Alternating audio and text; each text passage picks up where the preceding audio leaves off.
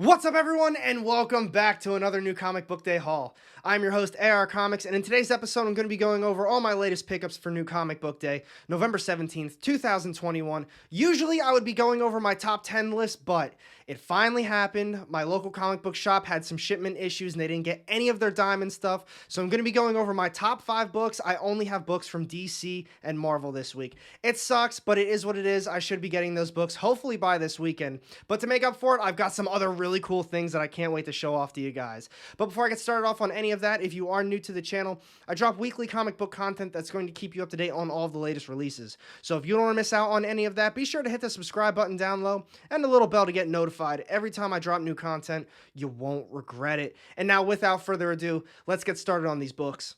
So I hope you all are having a fantastic day so far. The winner of last week's giveaway, Venom issue number 1, that did have a first appearance / cameo in it, depends on how you want to treat it, is Adrian Montanez. Thank you so much for entering into the giveaway and congratulations on winning. Be sure to comment down below on my pinned comment. We can discuss how I'm going to be getting this book out to you. So as I said before, I had a little bit of a shipment issue with my LCS, so I only have Marvel and DC books today. I'm only going to be going over my top 5 books. I ended up grabbing a total of 7 though, so you know what that means.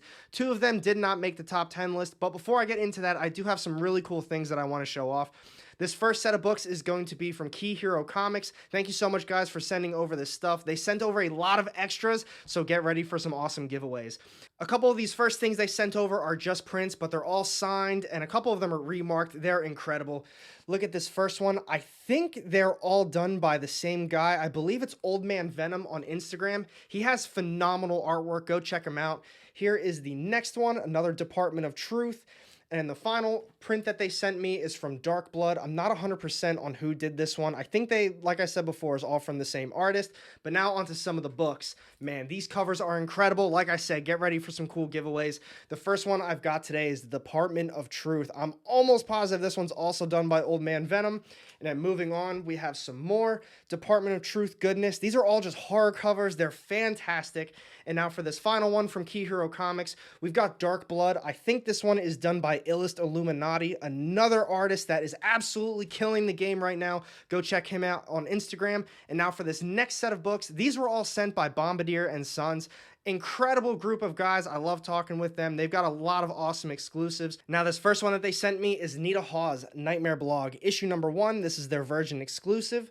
The next one that they sent over my way, this one also has a cool little metal trading card in the back. It's the Heathens, issue number 1, and it says that this one is limited 20 out of 300, so that's an awesome one to have in the collection.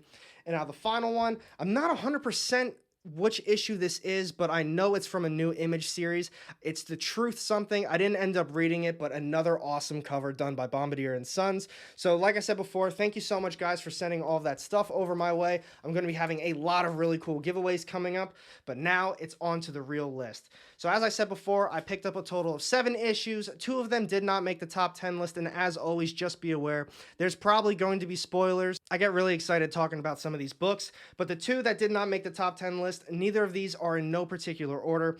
The first one is Marvel's Legends Black Panther, issue number 2. This is cover A. I really liked the first issue, mainly because it was just a retold origin story of T'Challa. This one really wasn't that bad either. It was a little bit set in the future, and it was just kind of him finding himself, trying to figure out who he is as a person. And like I said, really not that bad of an issue, but there were some really good ones this week. And since I only had 7, I'm just going to be going over a top 5 list. And now the other one that did not make the top 10 list this week is Marvel's The Amazing Spider-Man, issue number 78. This is a tie-in to the main series. And honestly, I thought this one was really good too, but some of these books were just so good this week. This one didn't actually focus on Spider-Man. It focused on Misty and her partner. This issue did have a first appearance in it. I really don't think it's that big of a deal for the first appearance, but for you speculators out there, did have a first appearance. I'd say check it out. I think it kind of ties in really well with the main series, even though the focus isn't on Spider-Man.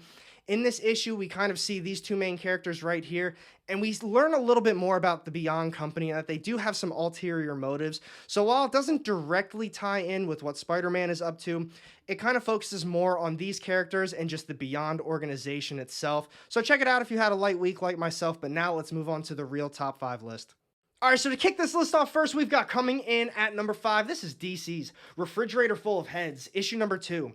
This is cover A. I'm really happy I was able to find the first issue, especially because it was a light week, so obviously I picked up the second one as well. I thought it was pretty good. I really liked the artwork. I thought it was actually extremely well done, and it flowed very well with the story. But as a reader, as someone who did read the first volume, which reminds me, if you did not read the first volume, do not read this. They have a couple of the same characters from the first volume, and it basically is just a follow-up of how that first series ended. So this one will make no sense to you.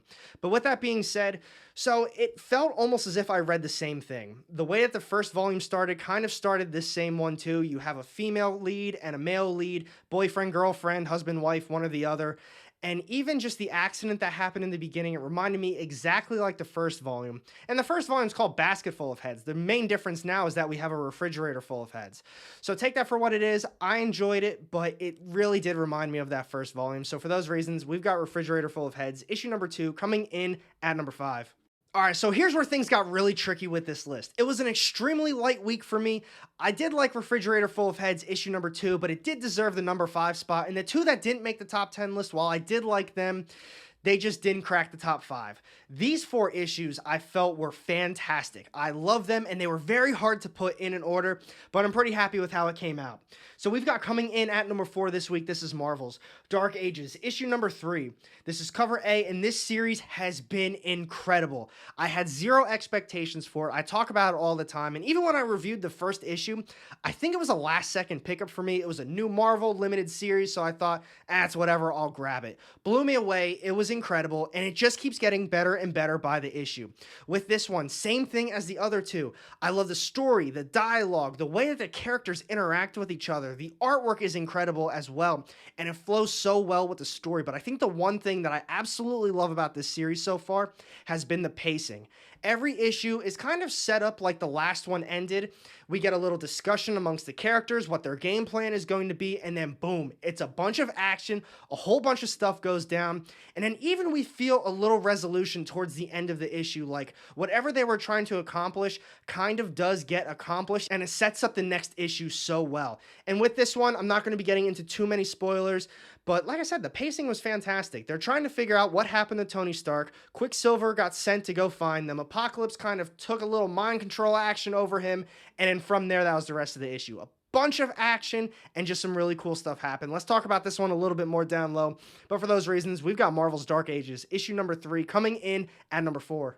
And here we go. We're down to the top 3 issues of the week. We've got coming in at number 3 this week. This is Marvel's Moon Knight, issue number 5. This is cover B for it. And man, this was another incredible issue from Marvel this week.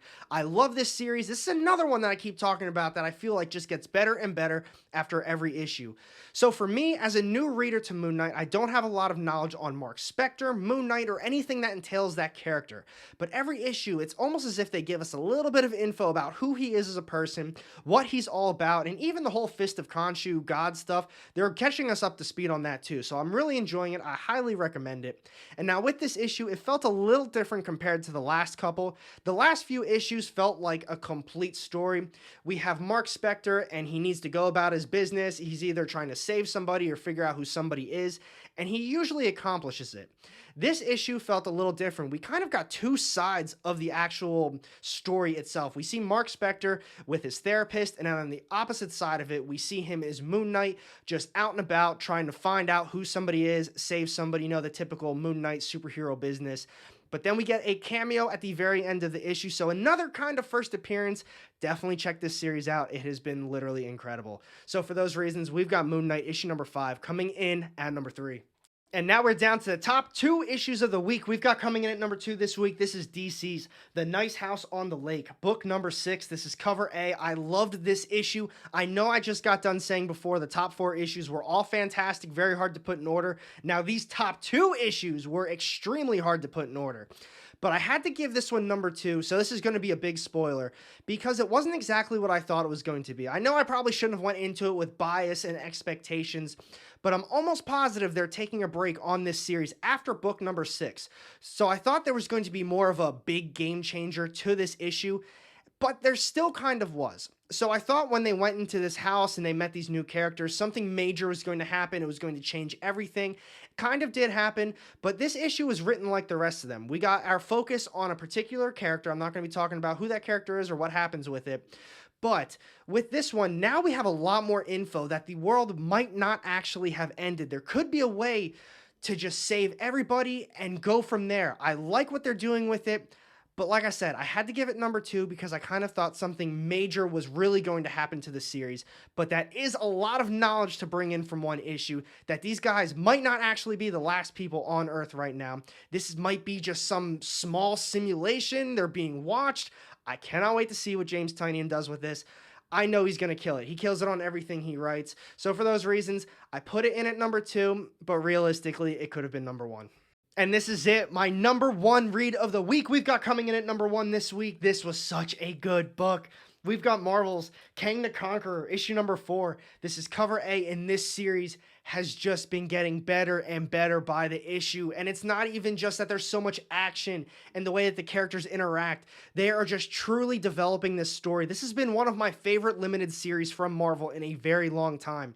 Each issue has just shown some serious progression from Nathaniel Richards to Kang the Conqueror, and everything that has been happening seems to have just had a purpose the entire time. Those first couple issues when we had Nathaniel Richards talking to Kang, and Kang's just drunk and he's telling him these stories and how he needs to be as a ruler and a person, and you saw Nathaniel Richards just, no, I'm not about that. I'm going to do things my own way. Everything has been coming together, and now this issue has just... It was a mind blow. I do not want to get into it too much. You need to read this series. And like I was saying, everything has built up to this issue. It truly is one of Marvel's best limited series on the market right now. I don't want to spoil anything. You need to read it for yourself. Let's talk about this one a lot more down low. But for those reasons, we've got Kang the Conqueror, issue number 4, coming in at number 1. So what do you guys think about this week's new comic book day? It sucks that it was such a light week for me. Diamond, you know, they've got a lot of shipping issues. It finally caught up with my LCS. I'll be getting those books eventually. Stay tuned. I'm going to probably talk about them next week, but you know what time it is. This week's giveaway.